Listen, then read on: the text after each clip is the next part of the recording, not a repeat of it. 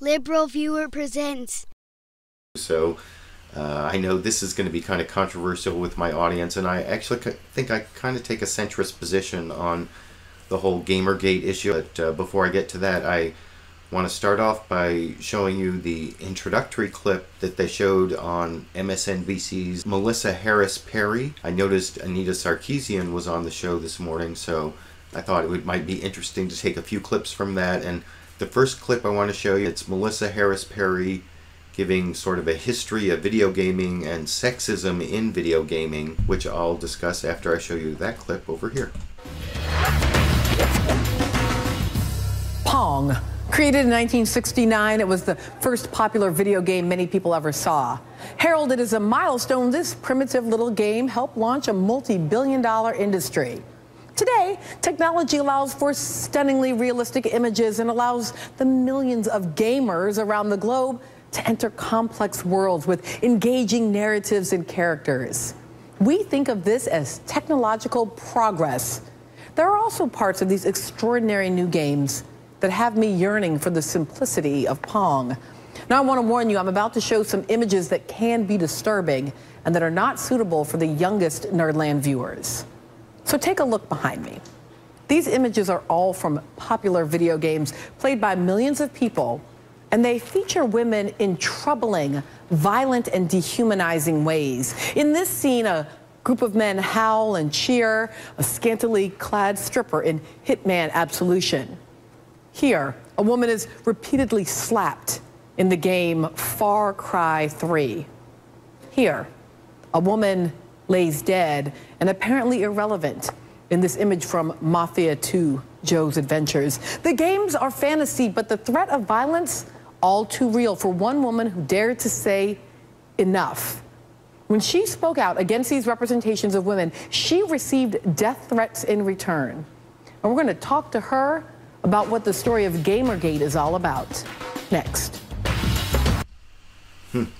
So I'm not someone who's going to say there isn't sexism in video games. I'm sorry if that's going to disappoint some people, but as someone who played the game Leisure Suit Larry in the Land of the Lounge Lizards back on my Apple II when I was in high school, I mean, there's so many different sexist tropes in video games, but on the other hand, saying that there's sexism in video games to me is like saying there's sexism in you know, popular studio films that come out of Hollywood. I mean, of course there's sexism in them, there's sexism in society as well, but I mean, that part I don't have a lot of problems with what Anita Sarkeesian posits in some of her videos, although I don't know how well her videos are actually sourced. She seems more like a pop sociologist than a real academic from what I've seen of you know, the academic rigor of her work. But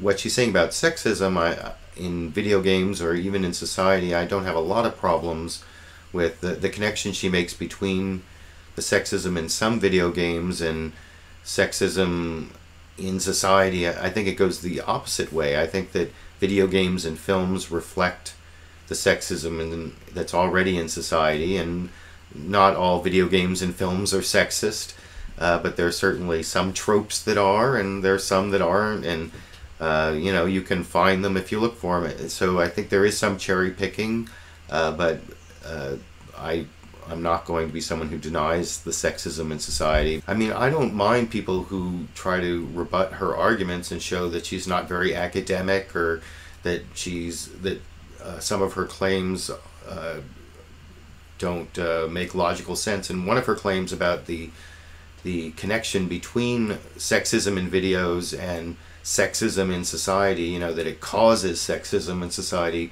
I mean, I don't really see the connection between what happens in video games, and I mean, I think it goes the other way, if anything, that video games reflect society, just like films reflect society. And that's the second clip I want to show from Anita Sarkeesian, where Melissa Harris Perry basically asks her, you know, are you going to support people who say the video game made me do it? And Anita Sarkeesian says, well, it's not a one-on-one thing, but I do think that that media matters and it shapes us. But then you'll see she totally turns around by the end of her answer there and actually is saying that it's more a reflection of our society, which is my point that I'll make again after I show you that Anita Sarkeesian clip here. Final question. So many times when bad things do happen, you will hear this kind of low level, the games made me do it. How can you, how do we do a reasonable, smart pop culture critique without just turning into the games made me do it in terms of violence? Right, right. Yeah, you know, I am definitely not advocating that there's a one-to-one correlation at all, but I do this work because I think that media matters, right? I think that the media helps to shape our attitudes and beliefs and value systems. And so what does it say about, you know, our society when the primary means of conflict resolution in most of these major games are about violence? Anita? What it says is we live in a violent society, and our video games and our films and all of our media are going to reflect the violence of our society. It's not that society wasn't violent in the past, but our media is even more hyper-focused on violence than it used to be, and we allow our media to show a lot more violent things than we used to. And anyway, so like I said, I'm trying to take sort of a middle ground in that I certainly don't agree that sexism in video games or sexism in film causes sexism in society, or that video games cause people to become violent or violent against women, or, you know, all that I don't buy. But the argument that there is sexism in video games and it's a reflection of sexism in society, and I have a lot of problems with the anti-feminists who you know, won't accept the mainstream long-term feminist idea that there have been subjugation of women. I mean, women just got the right to vote in the 1920s in the United States, and there was it's also in that same time period when women have been allowed to own property, and they still don't have equity in a lot of professions. They're getting closer, but there's still a lot of sexism in society, and being for equality for women, it also has to do with like the structure. You know, people I've seen, I think I saw a Thunderfoot video where he said that the reason that women don't have pay equity is because they make decisions to take care of kids or whatever in their careers. They make different career decisions, but of course the whole system is set up so that people who make those decisions have to give up a certain amount of income and have to give up their career because childcare isn't built into the system. You know, this is something I'm very sensitive to because I decided to become a stay-at-home dad. You know, I was a public defender, which is one of the most low-paid types of attorneys, and my wife is an OBGYN physician. So if you were making an economic decision about who should stay home to be the stay-at-home parent, it obviously economically made sense for me to do that, and I don't regret that, but I do have a special sensitivity, having gone through that experience of all the people who saw me with my daughter going to the supermarket and said, "Oh, you babysitting for the day?"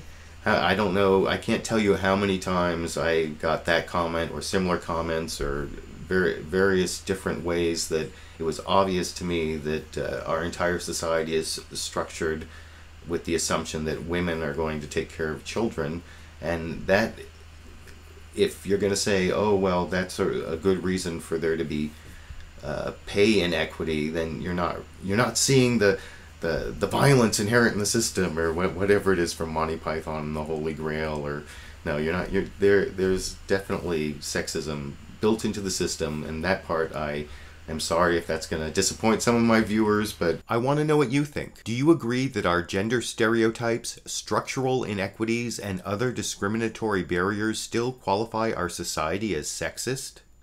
And on the question of causality, do you also agree that video games and other media reflect the violence and sexism in our society rather than causing them? YouTube, you decide.